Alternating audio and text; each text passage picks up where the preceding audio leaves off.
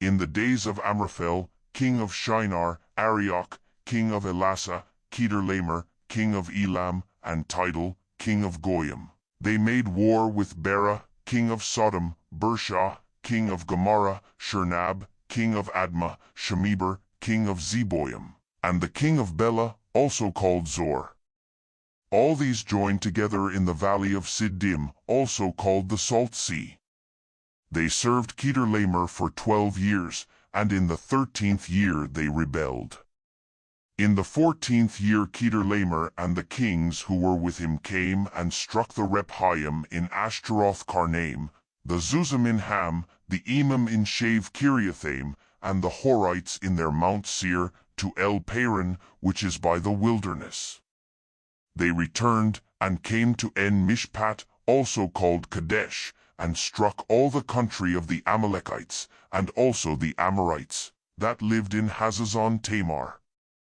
The king of Sodom, and the king of Gomorrah, the king of Admah, the king of Zeboim, and the king of Bela, also called Zor, went out, and they set the battle in array against them in the valley of Siddim against Kedorlaomer king of Elam, Tidal king of Goyim, Amraphel king of Shinar, and Arioch king of Elasa, 4 kings against the 5. Now the valley of Siddim was full of tar pits, and the kings of Sodom and Gomorrah fled, and some fell there. Those who remained fled to the hills.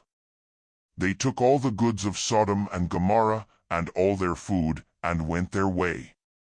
They took Lot, Abram's brother's son, who lived in Sodom, and his goods, and departed. One who had escaped came and told Abram, the Hebrew. At that time he lived by the oaks of Mamre, the Amorite, brother of Eshcol and brother of Aner. They were allies of Abram. When Abram heard that his relative was taken captive, he led out his 318 trained men, born in his house, and pursued as far as Dan. He divided himself against them by night, he and his servants, and struck them, and pursued them to Hobah, which is on the left hand of Damascus. He brought back all the goods, and also brought back his relative Lot and his goods, and the women also, and the other people.